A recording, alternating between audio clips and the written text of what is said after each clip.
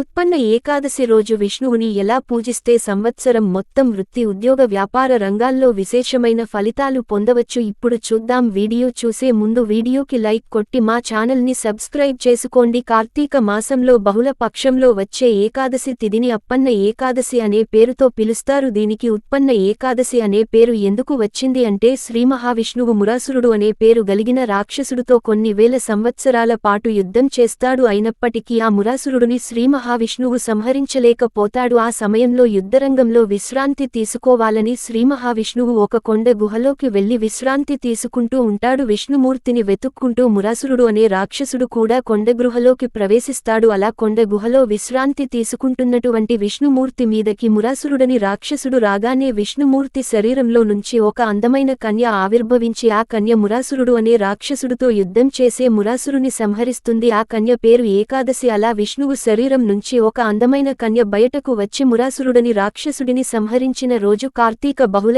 ఏకాదశి. విష్ణు శరీరం నుంచి ఒక కన్య ఉత్పన్నమైన రోజు కాబట్టి దాన్ని ఉత్పన్న ఏకాదశి అంటారు. ఉత్పన్నం అంటే పుట్టడం. విష్ణు శరీరం నుంచి ఏకాదశి అనే కన్య పుట్టినరోజు ఉత్పన్నమైన రోజు కాబట్టి దాన్ని ఉత్పన్న ఏకాదశి అని అంటారు. అప్పుడు విష్ణుమూర్తి ఏకాదశి అనే ఆ కన్యతో ఏం చెప్పారంటే, ఎవరైతే కార్తీక బహుళ ఏకాదశి రోజు ఆహారం స్వీకరించకుండా ఉంటారో, వండిన అన్నం తినకుండా ఉంటారో వాళ్ళని నేను మొత్తం సంవత్సరం అనుగ్రహిస్తానని ఏకాదశి అనే ఆ కన్యత చెప్తాడు. కాబట్టి కార్తీక బహుళ ఏకాదశి ఉత్పన్న ఏకాదశి రోజు ఎవరూ కూడా వండిన అన్నం తినకూడదు. ఉపవాసం ఉండగలిగిన వాళ్ళు పాలు పళ్ళు స్వీకరిస్తూ ఉపవాసం ఉండండి. ఉపవాసం ఉండలేని వాళ్ళు పచ్చి పదార్థాలు మాత్రమే ఆహారంగా స్వీకరించండి. ఇలా కార్తీక బహుళ ఏకాదశి రోజు ఉపవాసం ఉంటే చాలా మంచిది. అలాగే ఈ ఉత్పన్న ఏకాదశి రోజు ప్రధానంగా 3 విధులు శాస్త్రంలో చెప్పారు. ఆ 3 విధులు చేస్తే సంవత్సరం మొత్తం విష్ణుమూర్తి అనుగ్రహం కలుగుతుంది. మొదటిది ఉపవాసం అంటే వండిన అన్నం తినకూడదు. రెండవది జాగరణ ఎప్పటి వరకు చేయాలి? ఆ రోజు రాత్రి 11 గంటల వరకు లేదా 12 గంటల వరకు జాగరణ చెయ్యాలి. జాగరణ చేయడం అంటే విష్ణుమూర్తి నామం చదువుకుంటూ నిద్రపోకుండా ఉండటం. అలా జాగరణ చేయాలి. మూడవది విష్ణు పూజ. ఈ ఉత్పన్న ఏకాదశి రోజు విష్ణు పూజ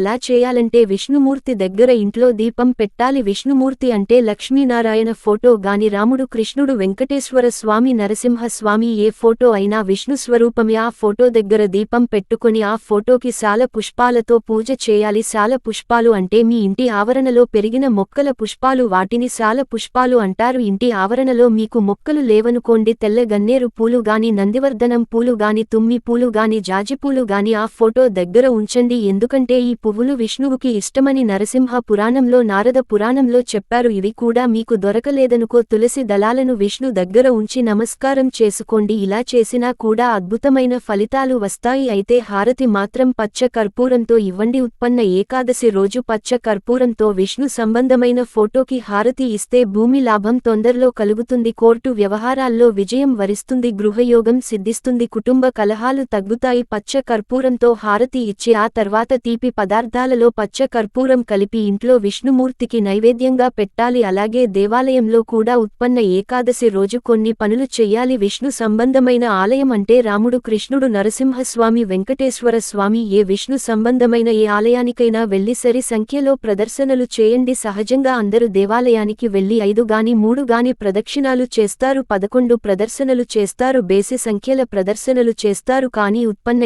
ఏకాదశి రోజు విష్ణు ఆలయంలో సరి సంఖ్యలో ప్రదక్షిణాలు చేయండి. అంటే 2 4 6 8 1 0 1 2 ఇలా సరి సంఖ్యలో ఎన్ని చేయగలిగితే అన్ని చేయండి. అలా విష్ణు ఆలయంలో సరి సంఖ్యలో ప్రదక్షిణాలు చేయాలని ప్రకీర్ణాధికారం అనే గ్రంథంలో చెప్పారు. దానివల్ల విష్ణుమూర్తి సంపూర్ణమైన అనుగ్రహం కలుగుతుంది. అలాగే కృష్ణ ఆలయంలో చెట్లు గాని మొక్కలు గాని ఉంటే వాటికి నీళ్లు పోయండి. ఉత్పన్నేకాదశి రోజు విష్ణు ఆలయ ప్రాంగణంలో చెట్లకు గాని మొక్కలకు గాని నీళ్లు పోస్తే జాతక దోషాలన్నీ పోతాయి. అలాగే సామర్థ్యన చేస్తే చాలా మంచిది. సమ్మార్జన అంటే దేవాలయాన్ని చీపురుతో చిమ్మటం, శుభ్రం చేయటం, దేవాలయం దగ్గర ముగ్గులు వేయడం, దేవాలయంలో ప్రసాదం పంచిపెట్టడం, దీన్ని సమర్జన అంటారు. అలా చేసిన కూడా ఉత్పన్నేకాదశి రోజు విష్ణుమూర్తి అనుగ్రహం కలుగుతుంది. ఇవి ఏమీ మేము చేయలేము అనేవాళ్లు ఏమి చేయాలి అంటే విష్ణు పంజర స్తోత్రం, విష్ణు సహస్రనామ స్తోత్రం కానీ చదవండి లేదా వినండి. ఆ చాంటింగ్ విన్న సరిపోతుంది. ఓం నమో నారాయణాయ, ఓం నమో భగవతే వాసుదేవాయ ఈ 2 మంత్రాలు మనసులో స్మరించుకుంటూ ఉండాలి. ఇలా చేసిన ఉత్పన్న ఏకాదశి సందర్భంగా విష్ణుమూర్తి అనుగ్రహం కలిగి సంవత్సరం మొత్తం వృత్తి ఉద్యోగ వ్యాపార రంగాల్లో విశేషమైన ఫలితాలు పొందవచ్చు.